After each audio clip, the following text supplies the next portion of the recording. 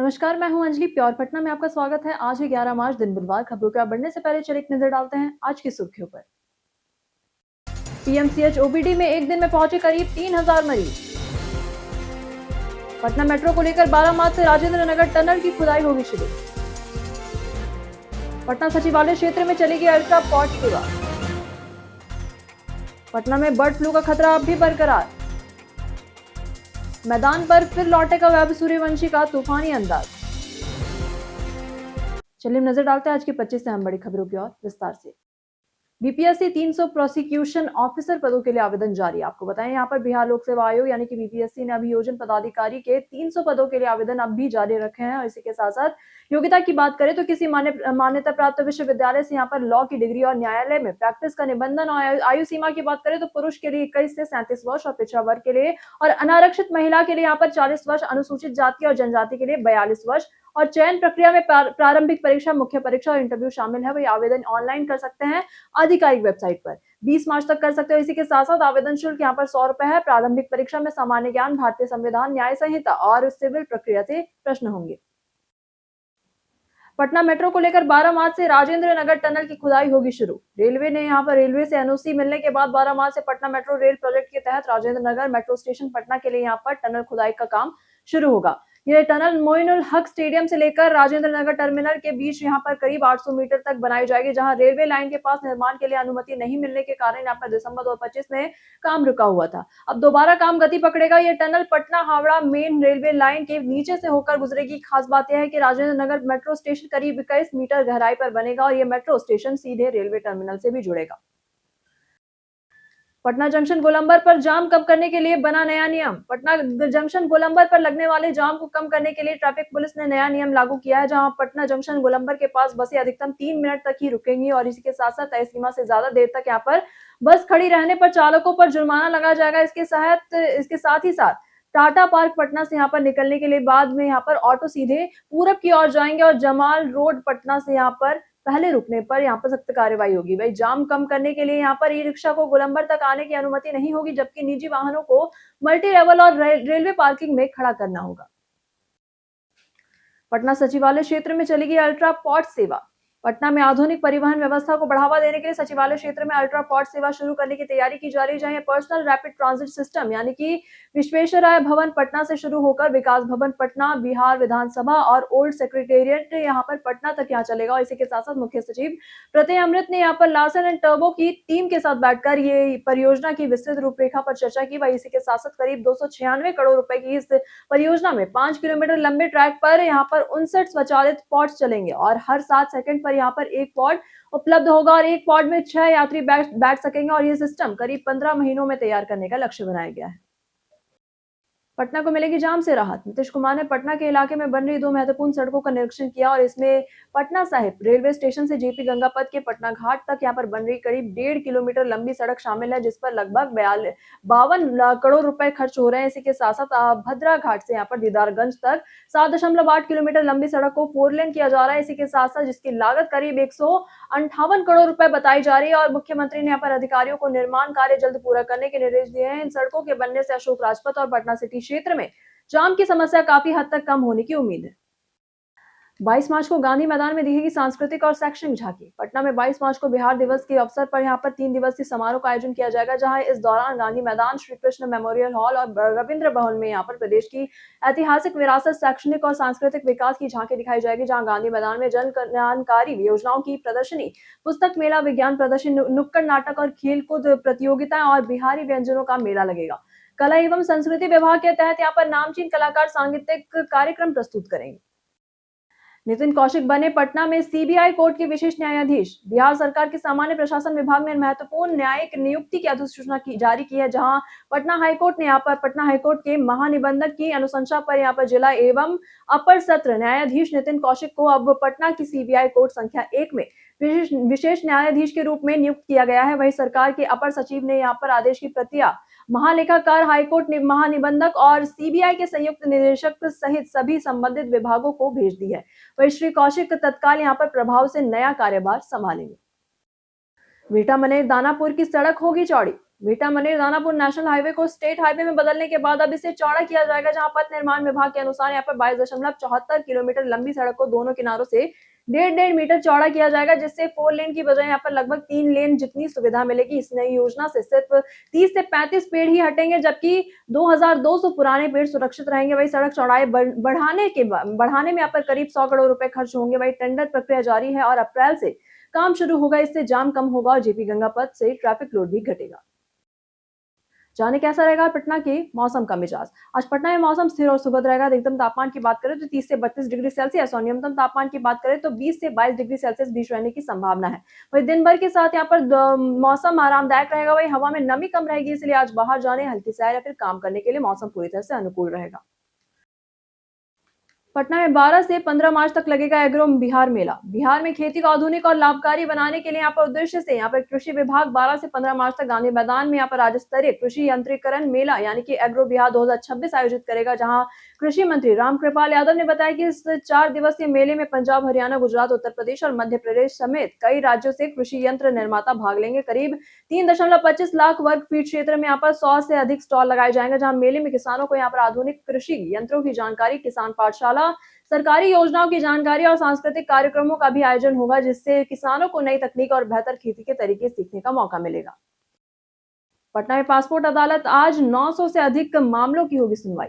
पटना में लंबित पासपोर्ट आवेदनों के निपटारे के लिए आज पासपोर्ट अदालत आयोजित की जा रही है, जहां ये अदालत रीजनल पासपोर्ट ऑफिस पटना द्वारा मौर्य लोक कॉम्प्लेक्स स्थित कार्यालय में लगाई जाएगी। इसमें 6 महीने से अधिक समय में लंबित पासपोर्ट और पुलिस क्लियरेंस सर्टिफिकेट यानी कि पीसीसी के मामलों की समीक्षा की जाएगी। ऐसे में 900 से अधिक आवेदकों को इस पासपोर्ट अदालत में बुलाया गया है और इसी के साथ साथ क्षेत्रीय पासपोर्ट अधिकारी मामलों की जांच कर त्वरित समाधान की कोशिश करेंगे। जिन मामलों का तुरंत निपटारा संभव नहीं होगा, उनमें आवेदकों को जरूरी दस्तावेज और सुधारात्मक प्रक्रिया के बारे में मार्गदर्शन दिया जाएगा। पटना में बर्ड फ्लू का खतरा अब भी बरकरार। पोस्टल पार्क, कंकड़बाग और इसी के साथ साथ कौशल नगर, चितकोहरा के 10 किलोमीटर दायरे में बर्ड फ्लू संक्रमण की आशंका बनी हुई है। ये वायरस इंसानों में नहीं फैला है, लेकिन चिकन या फिर संक्रमित पक्षियों के संपर्क से सतर्क रहने की सलाह दी गई है। वही 6 सदस्यीय उच्च स्तरीय टीम ने यहाँ पर सोमवार को निगरानी और दफनाई गई पक्षियों की स्थिति का निरीक्षण किया। कौशल नगर में 14,000 लोगों को सघन सर्विलांस अभियान चल रही है। इसी के साथ साथ 20 संदिग्ध लोगों के यहाँ पर नमूने भेजे गए हैं। इसी के साथ साथ जिनमें से 13 की रिपोर्ट नेगेटिव आई है। इग्नू पटना के वरिष्ठ क्षेत्रीय निदेशक बने doctor A Krishna Rao.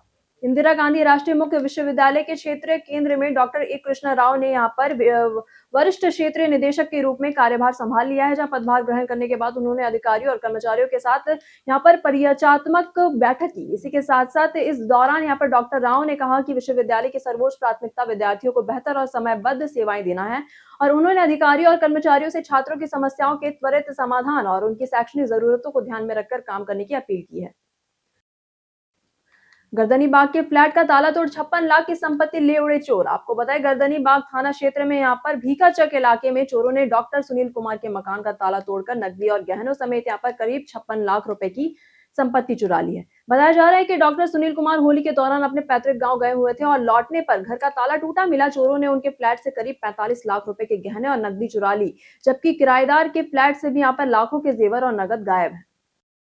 PMCH OPD में एक दिन में पहुंचे करीब 3,000 मरीज। आपको बताएं, पीएमसीएच की ओपीडी में यहाँ पर मरीजों की रिकॉर्ड भीड़ देखने को मिली है, जहां अस्पताल प्रशासन के मुताबिक एक ही दिन में यहाँ पर करीब 3,000 मरीज इलाज के लिए पहुंचे, जो अब तक का सबसे बड़ा आंकड़ा है और इससे पहले अधिकतम करीब यहाँ पर 2,500 मरीज आने का रिकॉर्ड था। वही मरीजों की अधिक संख्या के कारण registration counter, X-ray, blood test और इसी के साथ साथ अल्ट्रासाउंड के लिए यहाँ पर लंबी कतारें लग गई है। वही सबसे ज्यादा भीड़ यहाँ पर स्किन और मेडिसिन विभाग में रही है। इसी के वही अस्पताल प्रशासन ने बढ़ती भीड़ को देखते हुए अतिरिक्त व्यवस्था की और इसी के साथ साथ डॉक्टरों को भी सामान्य दिनों से ज्यादा समय पर ओपीडी में रहकर मरीजों का इलाज करना पड़ा। जनसंवाद कार्यक्रम में पटना डीएम ने 38 शिकायतों का किया समाधान। पटना डीएम ने जनसंवाद कार्यक्रम में 38 लोगों की शिकायतें सुनी और संबंधित अधिकारियों को त्वरित समाधान सुनिश्चित करने के लिए निर्देश दिए। वह शिकायतों में यहाँ पर भू राजस्व, बकाया वसूली, भू माफिया के खिलाफ कार्रवाई, बैंक धोखाधड़ी, मुआवजा भुगतान, वृद्धावस्था पेंशन, शिक्षा, स्वास्थ्य और इसी के साथ साथ ग्रामीण विकास से जुड़े मामले शामिल थे। वही कई मामलों में यहाँ पर अधिकारियों को फोन और ऑन द स्पॉट यहाँ पर कार्यवाही कराई गई। इसी के साथ साथ डीएम ने यहाँ पर आमजन को बताया कि सबका सम्मान जीवन आसान योजना के तहत सोमवार और शुक्रवार को सभी प्रशासनिक कार्यालयों में सीधे अधिकारियों से मिलकर समस्याओं का निपटारा कराया जा सकता है। पटना के सरकारी अस्पतालों में फायर सेफ्टी की अनदेखी। पीएमसीएच, एनएमसीएच, एम्स आईजीआईसी और इसी के साथ-साथ आईजीआईएमएस जैसे टॉप सरकारी अस्पतालों में फायर सेफ्टी के मामले यहाँ पर चिंताजनक हैं। जांच में पता चला है कि कई अस्पतालों में स्मोक डिटेक्टर, फायर अलार्म और इसी के साथ-साथ स्प्रिंकलर सिस्टम बंद है, वहीं आपातकालीन निकास द्वार बंद या फिर अनुपलब्ध है। इसी के साथ-साथ आईजीआईसी में यहाँ पर स्प्रिंकलर वाल्व बंद है और होज रील यहाँ पर नाकाम और इसी के साथ-साथ डीजी सेट के पास टी स्टॉल जैसे खतरे भी है। इसी के साथ-साथ आपको बताएं तो नेशनल बिल्डिंग कोड 2016 के अनुसार यहाँ पर 15 प्लस बेड वाले अस्पतालों के लिए यहाँ पर फायर ऑडिट और एनओसी अनिवार्य है, लेकिन इन अस्पतालों में इसका पालन नहीं हो रहा है। पटना की फेमस पर्सनालिटी में आज बात होगी मोगलीपुत्तिस की। आपको पता है कि मोगलीपुत्तिस यहाँ पर प्राचीन पाटलिपुत्र में जन्मे एक महान बौद्ध भिक्षु और विद्वान थे। तीसरे बौद्ध परिषद से जुड़े मोगलीपुत्तिस ने यहाँ पर सम्राट अशोक के शासनकाल में बौद्ध धर्म की शुद्धता की और रक्षा की और मिशनरी गतिविधियों के माध्यम से बौद्ध धर्म का प्रचार किया। वे विभाजनवाद के यहाँ पर संस्थापक माने जाते हैं और इसी के साथ साथ कथावस्तु के लेखक भी। मोगलीपुत्तिस ने यहाँ पर समय के गलत दृष्टिकोणों और पंथों की आलोचना की और थेरवाद को यहाँ पर स्थापित किया। उनके योगदान से बौद्ध संधि में भ्रष्टाचार समाप्त हुआ और धर्म की असली टीचिंग बनी रही। बिहार में गन्ना उद्योग को मिलेगा बढ़ावा। ज्ञान भवन में आयोजित 2 दिवसीय गन्ना प्रौद्योगिकी सेमिनार में उप मुख्यमंत्री सम्राट चौधरी ने 25 नई चीनी मिल लगाने और उद्योग को बढ़ावा देने के लिए इंसेंटिव पॉलिसी 2026 लाने की घोषणा की। उन्होंने मजदूरों को बिहार में रोजगार देने और गन्ने की पैदावार बढ़ाने पर जोर दिया। वही उद्योग मंत्री दिलीप जायसवाल ने यहाँ पर गन्ने की खेती, भुगतान और जल जमाव जैसी चुनौतियों का समाधान सुनिश्चित करने का भरोसा दिलाया। वह सेमिनार में यहाँ पर कृषि वैज्ञानिकों और किसानों को नई तकनीकों और प्राकृतिक खेतों की यहाँ पर तरीके की यहाँ पर जानकारी दी गई है। बिहार में निबंधन कार्यालय रविवार को भी खुले रहेंगे। बिहार में राज्य के सभी निबंधन कार्यालय मार्च महीने के हर रविवार को खुले रहेंगे। इसी के साथ साथ मद्य निषेध उत्पाद एवं निबंधन विभाग ने बताया कि रविवार को जमीन और फ्लैट का निबंधन आम दिनों की तरह किया जाएगा। वही इस सुविधा की शुरुआत यहाँ पर जनवरी से हुई थी, लेकिन जिससे कामकाजी वर्ग को बड़ी राहत मिली है। वही जनवरी और फरवरी में सिर्फ रविवार को यहाँ पर 6324 दस्तावेज निबंधित हुए और इसी के साथ साथ 41 करोड़ रुपए से अधिक का राजस्व वसूला गया। पटना में पूर्व मंत्री अशोक कुमार की बहन के घर से लाखों की चोरी। पूर्व मंत्री अशोक कुमार सिंह की बहन के घर से बड़ी चोरी हुई, जहां पीसी कॉलोनी स्थित यहां पर D128 मकान से 1.5 लाख रुपए नगद, करीब 3 लाख के गहने और 4 घड़ियां और राइफल की यहां पर गोलियां गायब हो गई हैं। जहां घर खाली होने का फायदा उठाकर 6 बदमाशों से यहां पर गेट से 2 गेट फांदकर यहां पर अंदर घुसे और इसी के साथ साथ 3 घंटे तक यहां पर अलमारी और बक्से तोड़कर संपत्ति लेकर फरार हो गए। पुलिस ने तुरंत मामले की जांच शुरू कर दी और डीजीपी को भी यहां पर सूचना दी गई। वारदात ने यहां पर इलाके में सुरक्षा चिंता बढ़ा दी। पटना के पर्यटक स्थल में आज बात होगी कुम्हरार पार्क की। यहाँ सबसे महत्वपूर्ण 80 स्तंभों वाला सभागार है, जिसे 1912 से 13 में खोजा गया और इसी के साथ साथ बाद में पूरी तरह से अन्वेषण हुआ। इसमें आपको बताएं तो काले स्पॉटेड बलुआ पत्थर के 80 स्तंभ है और 8 पंक्तियां में यहाँ पर 10-10 स्तंभ और दक्षिण में 7 लकड़ी के प्लेटफॉर्म मिले हैं। वही पास से में ही यहाँ पर 4 से 5वीं शताब्दी का बौद्ध मठ व अस्पताल, आरोग्य विहार है। वही स्थल संभवतः यहाँ पर बौद्ध सभा स्थल था। यहाँ आकर इतिहास और प्राचीन वास्तुकला का अनुभव किया जा सकता है। कमरे के हिसाब से सही एसी कैसे चुने? जैसे जैसे गर्मी बढ़ रही है, एसी खरीदना कई लोगों के लिए जरूरी हो गया है। इसी के साथ साथ सबसे बड़ा सवाल यही होता है कि 1 टन या फिर 1.5 टन एसी।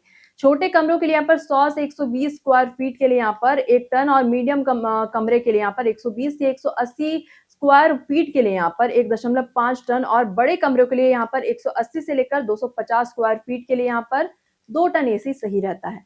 गलती अक्सर कीमत, ब्रांड या फिर फीचर्स देखकर एसी खरीदने में होती है। वही कमरे की छत ऊंची हो, धूप ज्यादा आए या फिर लोग और इलेक्ट्रॉनिक उपकरण अधिक हो तो ज्यादा टन वाला एसी चुनना चाहिए। सही क्षमता से कूलिंग तेज और बिजली की खपत कम होती है।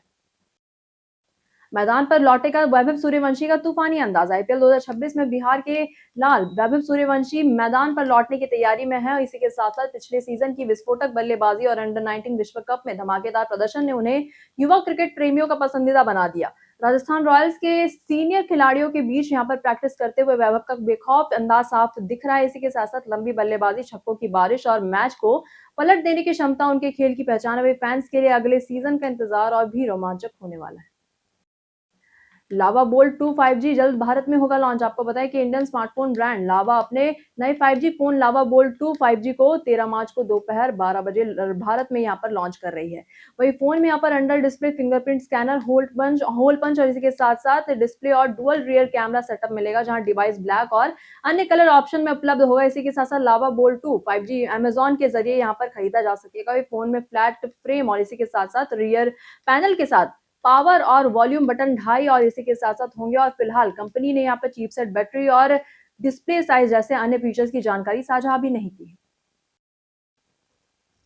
आज हम बढ़ते हैं आज के सवाल की ओर। आज का सवाल है कि नए मॉल और शॉपिंग कॉम्प्लेक्स बनाने चाहिए या फिर पुराने बाजार सुधारने चाहिए। अपना जवाब हमें हमारे कमेंट सेक्शन में लिखकर जरूर बताएं। आज के लिए बस इतना ही। बिहार के तमाम खबरों के साथ बने रहने के लिए देखते रहे प्योर पटना। और साथ ही अगर आप यूट्यूब चैनल पर देख रहे हो तो चैनल को सब्सक्राइब करें। अगर आप फेसबुक पेज पर देख रहे हो तो लाइक और फॉलो बिल्कुल करें।